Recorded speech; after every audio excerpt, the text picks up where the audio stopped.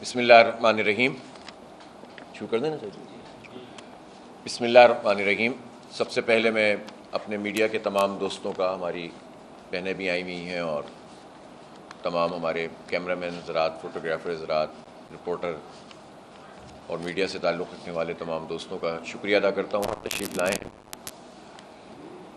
اس وقت ملک میں جو سیاسی صورتحال ہے اس میں کل سپریم کورٹ کا فیصلہ یہ آپ کہہ سکتے ہیں کہ تازہ ہوا کا ایک جھونکا ہے، اور پاکستان کے عوام جو یہ سمجھ رہے تھے کہ ووٹ ہم جس کو بھی ڈالیں فائدہ تو مخصوص لوگوں کو ہوگا اور فارم 47 والے ہی برسر اقتدار بھی آئیں گے اور وہی مزے بھی کریں گے، تو کل کے اس فیصلے میں بہرحال لوگوں کو یہ امید ہوئی ہے کہ کوئی عدالت بھی موجود ہے اور اس میں ججز بھی موجود ہیں کہ جو اس کے علاوہ بھی فیصلہ کر سکتے ہیں اور میرٹ کی بنیاد پر کوئی فیصلے ہو سکتے ہیں. اس فیصلے کی ہم مکمل حمایت بھی کرتے ہیں، خیر مقدم بھی کرتے ہیں، اور ہم یہ سمجھتے ہیں کہ اب اس فیصلے کے آنے کے بعد الیکشن کمیشن کی کیا حیثیت رہ گئی ہے. پہلے ہی الیکشن کمیشن نے تو پوری طریقے سے اس الیکشن کو روندا ہے اور مخصوص قسم کی پارٹیوں کو فارم 47 کی بنیاد پر مسلط کیا ہے، اور اب اس فیصلے کے آنے کے بعد الیکشن کمیشن کے تمام لوگوں کو ان کے چیف سمیت خود ہی استعفیٰ دے دینا چاہیے، گھر چلے جانا چاہیے. ان کی تو کوئی اس وقت حیثیت موجود نہیں رہی. اسی طرح سے اس فیصلے سے بہت سے سوالات ضرور پیدا ہوئے ہیں، اور وہ یہ سوالات ہیں کہ وہ پارٹیاں جو حکومتی پارٹیاں ہیں فارم 47 والی، ان کو تو ریزرو سیٹس ملی ہوئی تھیں بہت ساری. مثلا یہ کوئی 77 ٹوٹل سیٹس ہیں جو قومی اور صوبائی اسمبلی کی مخصوص نشستیں جو مختلف پارٹیوں میں تقسیم تھیں. ان میں ظاہر PMLN ہے، پیپلز پارٹی ہے، MQM ہے، اس طرح کی جو پارٹیاں ہیں جو ویسے ہی سیٹ کو ہٹائی ہے، ان کی اپنی سیٹیں بھی اس میں سے 10% بھی نہیں ہیں. مثلا اگر آپ MQM کو ہی لے لیں تو MQM کو تو پورے کراچی شہر سے 1 لاکھ ووٹ بھی نہیں پڑے، جینون ووٹ. فارم 45 میں بھی وہ ووٹ بھی شامل ہیں جو ان کو پہلے سے بیلٹ دے دیے گئے تھے اور کہیں کہیں وہ ڈالنے میں کامیاب ہو گئے تھے. اس سب کے باوجود بھی 1.5 لاکھ بھی نہیں ہیں. تو آپ بتائیے کہ ان کو 15 قومی کی سیٹیں کراچی سے دے دی گئیں اور پتہ نہیں کتنی صوبائی اور پھر اس پر ریزرو، تو ان کی تو کوئی حیثیت ہی نہیں ہے. ان کو تو عوام نے ریجیکٹ کر دیا. اسی طرح نون لیگ خود لاہور میں نواز شریف صاحب کو 70,000 اضافی ووٹ ڈلوانے پڑے الیکشن کمیشن سے کہہ کر، تب جا کر وہ سیٹ انہوں نے جیتی. یہی حال ان کی صاحبزادی، یہی حال ان کے بھائی صاحب اور پوری پارٹی کا ہے. تو ان پارٹیوں کی تو ویسے ہی کوئی کریڈیبلٹی نہیں ہے. ان کی تو اوریجنل سیٹیں ہی صحیح نہیں ہیں، تو ریزرو سیٹیں تو تھیں ہی غلط. کجا یہ کہ جو PTI کی ریزرو سیٹیں ان میں تقسیم کر دی گئیں، تو حکومتی پارٹیاں، لیکن میرا تو سوال ان پارٹیوں سے ہے جنہوں نے الیکشن کے بعد کہا کہ سنگین دھاندلی ہوئی ہے اور ہمارا اعتماد اس پارلیمانی نظام سے اٹھ گیا ہے، اور ان پارٹیوں نے کہا کہ ہم تو پہاڑوں پہ جا سکتے ہیں، ہم اسمبلی میں جائیں گے ہی نہیں. لیکن پھر انہوں نے اسمبلی میں وہ چلے بھی گئے، اور پھر اس کے بعد انہوں نے شدید رد عمل کا اظہار کیا. آپ کو یہ پوچھے کہ وہ رد عمل کیا تھا اس الیکشن پر، انہیں الیکشن کی کس چیز پر اعتراض ہے، تو وہ پارٹیاں جواب نہیں دیتی. وہ کہتی ہیں دھاندلی ہوئی ہے. تو دھاندلی ہوئی ہے تو بتائیں کہ دھاندلی کیا ہوئی ہے. دھاندلی یہ ہوئی ہے کہ فارم 45 جو سب کے پاس موجود ہے، اس کے بجائے اوریجنل ووٹوں کے بجائے فارم 47 پہ حکومت بنائے گی. تو وہ پارٹیاں یہ بات بھی نہیں کر رہی. افسوسناک بات یہ کہ وہ ان جماعتوں نے جو اس طرح کی باتیں کر رہی تھیں، جو ایک طرف اپوزیشن والا رویہ اختیار کر رہی تھیں، الیکشن پر عدم اعتماد کر رہی تھیں، زور زور سے اسٹیبلشمنٹ کے خلاف بول رہی تھیں، اسٹیبلشمنٹ کی مہیا کردہ ریزرو سیٹیں انہوں نے حاصل کر لیں. اور کہیں پر KP میں 10-12 سیٹیں ایسی تھیں جو انہوں نے حاصل کر لیں، قومی اسمبلی میں 3-4 سیٹیں حاصل کر لیں. اور پھر اس کے بعد جب یہ سپریم کورٹ کا فیصلہ آیا ہے تو وہ بھی جزوی قبول کیا ہے. اس فیصلے کو جزوی نہیں کلی قبول کرنا پڑے گا، اس لیے کہ اب پاکستان کے عوام بہت باشعور ہیں. وہ یہ دیکھتے ہیں کہ لوگ کس طرح سے بیہیو کر رہے ہیں. تو بات اصولی ہے، اور وہ یہ ہے پاکستان میں ایک الیکشن ہوا. اس الیکشن میں جو بنیادی ڈاکومنٹ ہمارے پاس موجود ہے وہ فارم 45 ہے، اور وہ فارم 45 اس لیے بنیادی اہمیت رکھتا ہے کہ اس پہ تمام پولنگ ایجنٹس کے دستخط ہیں، پریزائڈنگ افسر کے دستخط ہیں. سب سے بہتر لیگل ڈاکومنٹ اگر کوئی ہے تو فارم 45. اس کی موجودگی میں بعض لوگ کہتے ہیں ری الیکشن ہونا چاہیے. کیوں ہونا چاہیے بھائی جب ایک لیگل ڈاکومنٹ موجود ہے؟ لہٰذا اب سپریم کورٹ سے میری استدعا ہے کہ جب آپ نے یہ فیصلہ کر دیا ہے تو اب آپ ایک جوڈیشل کمیشن بنائیں، اور چونکہ یہ بڑا سنگین مسئلہ ہے، پورے پاکستان کا مسئلہ ہے، پاکستان کے عوام کی رائے کا مسئلہ ہے، تو آپ جوڈیشل کمیشن بنائیں اور فارم 45 کی بنیاد پر ہر سیٹ کا فیصلہ کرتے چلے جائیں. دودھ کا دودھ پانی کا پانی ہو جائے گا، اور اس کے نتیجے میں پاکستان کے عوام کو ایک اعتماد پیدا ہوگا. ورنہ مایوسیاں بڑھتی چلی جاتی ہیں اور لوگ سمجھتے ہیں کہ یہ جمہوری نظام، یہ تو نام نہاد جمہوری نظام ہے، اس میں تو ہماری کوئی حیثیت نہیں ہے. یہ وقت آ گیا ہے کہ جس میں اس پر گفتگو بھی ہونی چاہیے اور الیکشن ریفارمز بھی ہونی چاہیے. اور وہ ریفارمز یہ ہیں کہ یہاں متناسب نمائندگی کی بنیاد پر الیکشن ہونے چاہیے آئندہ. پھر ایک اور اہم بات یہ ہے کہ بلدیاتی جو ادارے ہیں، بلدیاتی ادارے نہیں ہونے چاہیے، بلدیاتی حکومت ہونی چاہیے. اور جس طرح وفاقی حکومت اور صوبائی حکومت ہے، اسی طرح بلدیاتی حکومت ہونی چاہیے، اور اس کے بھی وہی فرائض اور ذمہ داریاں جس طرح سے پورا کا پورا آئین میں تذکرہ موجود ہے وفاق اور صوبے کا، وہ بلدیات کا بھی ہونا چاہیے. تب جا کر یہ مسئلہ حل ہوگا اور پاکستان کے عوام کو ریلیف ملے گا. پھر اس کے بعد یہ بات ہے کہ پارٹیوں میں جو جمہوری رویہ، جو وراثت کی بنیاد پہ پارٹیاں چل رہی ہیں، وصیت کی پرچی نکل آئی، پارٹی کے چیئرمین بن گئے. بھائی کہاں سے نکل آئی؟ کس کی پرچی ہے؟ تحریر کس کی ہے؟ آج تک کسی کو نہیں پتا. وہ پرچی آئی تھی پھر چلی گئی. زرداری صاحب چیئرمین بن گئے، اب صدر بھی بن گئے ماشاءاللہ. ایک صاحب نے کہا تھا کہ سسٹم تباہ کر دیں گے سندھ میں کرپشن کا، اور اس کا ایک سسٹم کے نام سے چام چلا، وہ سسٹم اسلام آباد میں بٹھا دیا گیا. تو جناب یہ وصیت کی پرچیوں پہ اور خاندانی میراث پہ جو پارٹیوں میں لیڈرشپ ہے، یہ تو جمہوریت کا قتل عام ہے. اس کا جمہوریت سے کیا تعلق ہے؟ کس بنیاد پہ ان پارٹیوں میں الیکشن ہوتے ہیں؟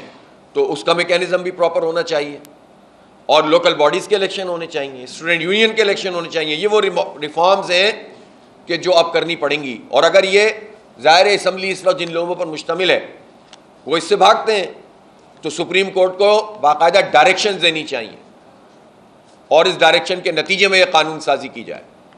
تو تب جا کر کوئی اعتماد لوگوں کا بحال ہوگا اور کسی ہم مسائل کے گرداب سے نکل سکیں گے. تو ہمارے یہاں بنیادی بات یہ ہے کہ یہ فیصلہ ہم اس کا خیر مقدم کرتے ہیں. اس فیصلے کے بعد جوڈیشل کمیشن بن کے فارم 45 کی بنیاد پر فیصلہ ہونا چاہیے. الیکشن کمیشن کو استعفیٰ دے کے گھر جانا چاہیے، اور ان پارٹیوں کو اب یہ بتانا چاہیے کہ کس بنیاد پر وہ پارٹیاں جو وکٹ کے دونوں طرف کھیل رہی تھیں، اپوزیشن بھی اور حکومت دونوں کے مزے لے رہی تھیں، وہ پارٹیاں اب بتائیں کہ وہ جزوی طور پر فیصلہ قبول کیوں کر رہی ہیں، کلی طور پر کیوں نہیں کر رہی. اور خود اگر وہ اس کورٹ میں نہیں جائیں گی ریویو کے لیے، تو اپنے پارٹی ممبرز کو کیسے الاؤ کر دیں گے؟ یہ کیسے ہو سکتا ہے کہ انفرادی طور پر کوئی آدمی چلا جائے پارٹی کا ممبر ہوتے ہوئے؟ تو قوم کے ساتھ یہ کھلواڑ بند کیا جائے اور سیدھے طریقے سے کلی طور پر اس فیصلے کو قبول کیا جائے. ریویو میں حکومت جائے گی، اس کا حق ہے، اور اس کے بعد ججز جو ہے وہ میرٹ کی بنیاد پر فیصلہ کریں. اس کے بعد اب یہ سوال پیدا ہوتا ہے کہ اس وقت جو حالات چل رہے ہیں معاشی طور پر، اس کا کیا کیا جائے. پاکستان میں جو اس وقت معیشت کی تباہی ہے، اس میں کرپشن، نااہلی، یہ سب چیزیں اپنی جگہ بہت اہمیت رکھتی ہیں، اور اسی کا شاخسانہ ہوتا ہے بہت سارے مظاہر ہوتے ہیں کہ جو ہمیں نظر آتے ہیں، اور وہ ہیں آئی پی پیز. آئی پی پیز 1994 سے بننا شروع ہوئی.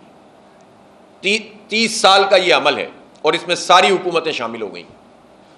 اور اس وقت یہ کہا گیا کہ چونکہ لوڈ شیڈنگ بہت بڑا مسئلہ ہے تو ہمیں آئی پی پیز کی طرف جانا پڑے گا. اب اس وقت صورتحال یہ ہے کہ پورے پاکستان میں لوڈ شیڈنگ ہو رہی ہے. 30 سال کے اس سفر میں ہماری جو کیپیسٹی ہے وہ 13-14 ہزار میگا واٹ سے 41-42 ہزار میگا واٹ پہ پہنچ گئی، لیکن لوڈ شیڈنگ ویسی کی ویسی ہے. اب جو کیپیسٹی ہماری بڑھ گئی، اس کا فائدہ کس کو ہوا؟ اس کا فائدہ حکومت اور اس کے منظور نظر آئی پی پیز کو ہوا، یا وہ بیرونی آئی پی پیز کو ہوا جن سے اندھے معاہدے کیے گئے اور قوم کے سامنے نہیں لایا گیا. رائٹ آف انفارمیشن کے تحت یہ قوم کا حق ہے کہ ان کے سامنے آئی پی پیز کے وہ سارے معاہدے لائے جائیں، اور یہ پتہ چلے کہ نون لیگ اور پیپلز پارٹی اور 3.5 سال پی ٹی آئی بھی رہی، وہ بتائیں قوم کو کہ انہوں نے ان آئی پی پیز کے ساتھ کیا رویہ رکھا اور یہ مسئلہ حل کیوں نہیں کیا. اس لیے کہ کیپیسٹی چارجز کیا ہیں؟ کیپیسٹی چارجز وہ ہیں کہ وہ بجلی یا تو جو ہم بناتے ہی نہیں ہیں اور اس کے پیسے دیتے ہیں، یا بن جائے اور ہماری ضرورت نہیں ہوتی اور اس کے پیسے دیتے ہیں، اور مہنگی بجلی ہمیں بنانی کے پیسے دینے پڑتے ہیں۔ ہمارے پاس سستی بجلی کے ذرائع موجود ہیں۔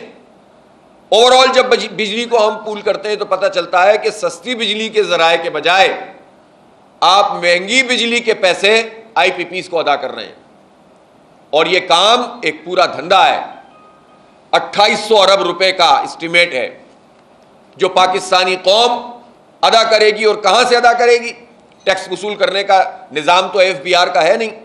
22,000 ملازمین ہیں ایف بی آر کے، اور 20-30% بھی ایف بی آر کے تھرو جمع نہیں ہوتا، بجلی کے بلوں میں ہوتا ہے، ڈائریکٹ ٹیکسز ہوتا ہے، اور یہ جو انڈائریکٹ ٹیکسز انہوں نے لگائے ہوئے اب آٹے پہ اور چینی پہ اور دال پہ اور چاول پہ اور کپڑوں پہ اور جوتوں پہ، اب ان پیسوں سے یہ ڈائریکٹ پیسے وصول کر لیں گے، یہ طریقہ کوئی بھی ہو۔ تو پھر اس میں 22,000 ملازمین کیا کر رہے ہیں؟